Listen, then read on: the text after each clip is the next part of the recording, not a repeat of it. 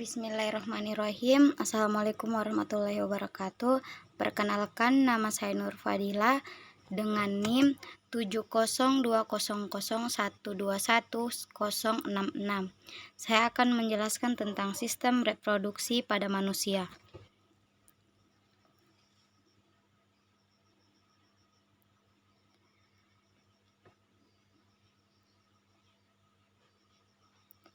Di mana dalam sistem reproduksi itu alat reproduksi pria, ada alat reproduksi wanita, pembuahan, siklus reproduksi, kehamilan, serta kelahiran.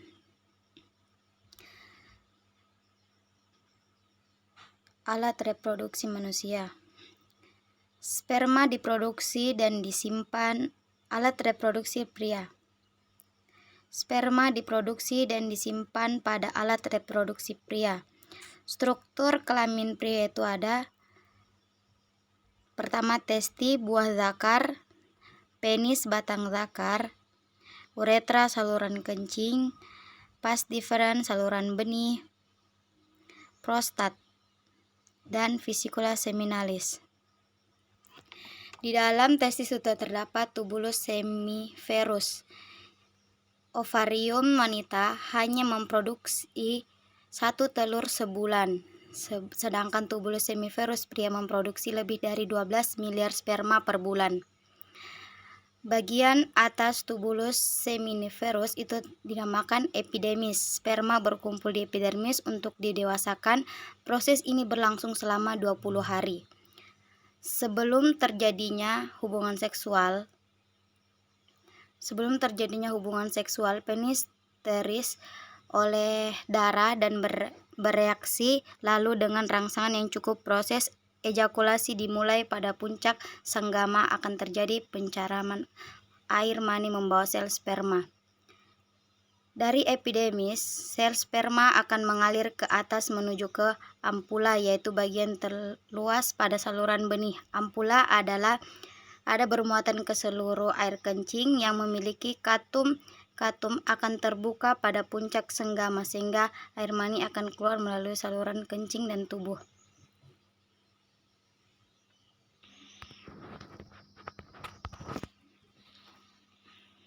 Alat reproduksi pada wanita. Sebelum melihat proses oogenesis, mari kita lihat beberapa alat reproduksi pada wanita atau struktur kelamin pada wanita.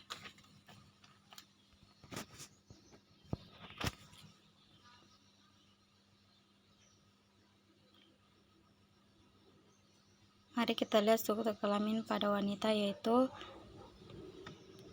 terdapat uterus atau rahim, tuba falopi, ovarium atau indung telur, dan vagina, mulut rahim.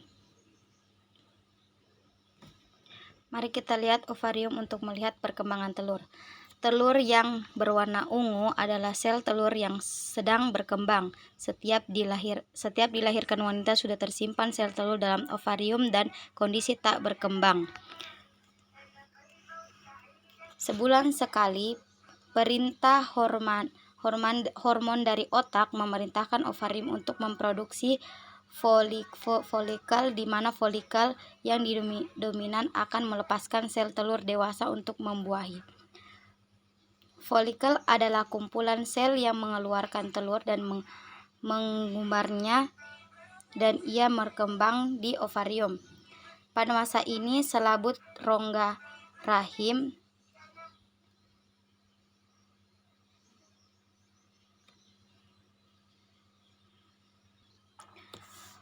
folikul adalah kumpulan sel yang mengelilingi telur dan menyuburkannya, dan ia berkembang di ovarium.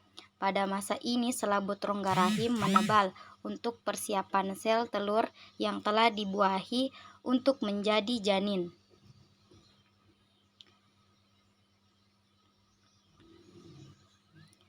Ovarium, folikul, telur.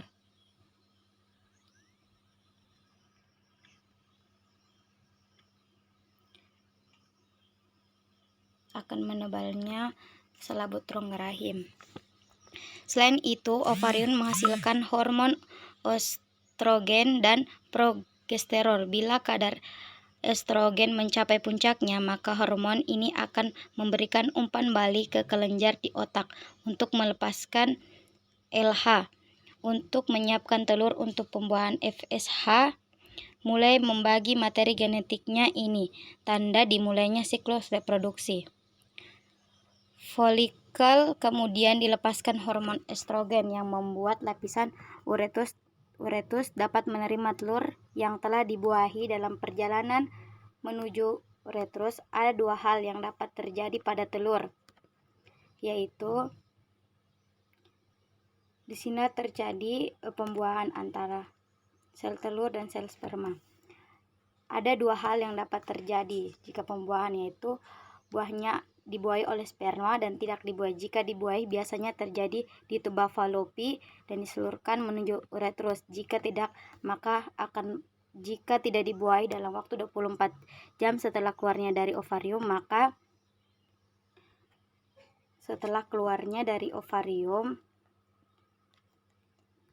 maka akan terjadi yang namanya itu siklus menstruasi selama 4-5 hari.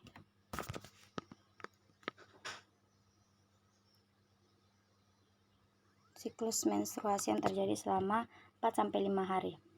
Siklus reproduksi.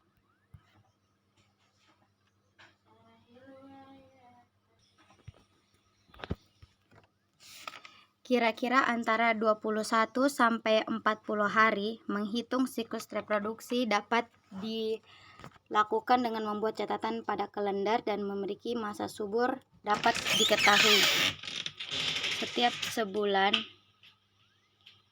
Inilah proses jika ingin mengetahui masa subur pada wanita.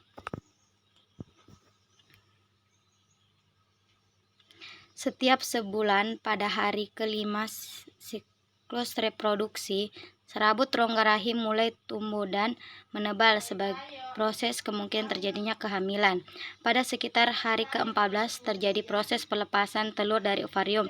Sel telur masuk ke dalam salah satu tuba falopi, dan jika saat itu ada sperma yang masuk, maka terjadilah pembuahan. Jika telah terjadi pembuahan, sel telur akan masuk ke rahim dan tumbuh menjadi janin. Masuk ke rahim menjadi janin pada sekitar hari ke-28. Jika tidak terjadi pembuahan, lapisan rongga rahim mulur, terjadi siklus menstruasi.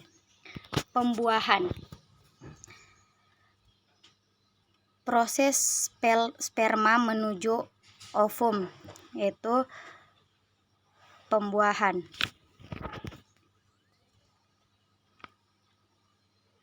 Jutaan sperma dikeluarkan dalam satu ejakulasi saat puncak senggama. Setelah dilepaskan pada mulut rahim, sel sperma bergerak ke rongga rahim untuk mencapai sel telur yang matang yang siap dibuahi. Dari jutaan sperma yang dilepaskan, hanya beberapa yang dapat bertahan hidup, yang dapat mencapai induk telur, dan hanya satu yang bertahan untuk mencapai induk telur. Sperma kemudian mempenetrasi dinding sel telur, kemudian mengkombinasikan materi genetiknya dengan sel telur dalam proses yang disebut pembuahan. Fertilitas, tahap germina, embryonik, sampai hingga kelahiran. Dimulai dari kehamilan. 3 bulan pertama kehamilan terjadi selama 14 minggu. Dari 40 minggu masa kehamilan, pada masa ini wanita mengalami perubahan emosi yang dikarenakan perubahan hormon pada tubuhnya, dan saat ini juga sering terasa mual. Pada minggu pertama, hampir seluruh organ internal janin telah terbentuk.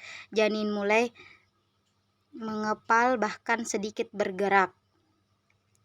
3 bulan kedua, minggu ke-15 sampai minggu ke-27, kemudian wanita mulai mengalami gejala sesak napas. Pertumbuhan janin di perut mulai terlihat muncul keluar dikarenakan membesarnya kandungan.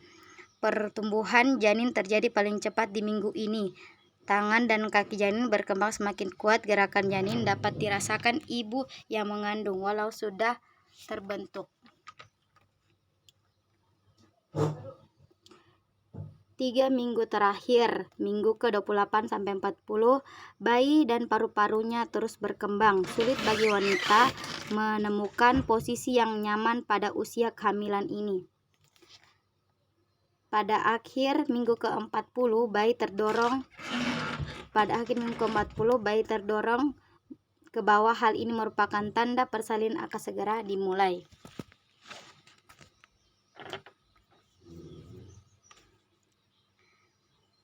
Kelahiran.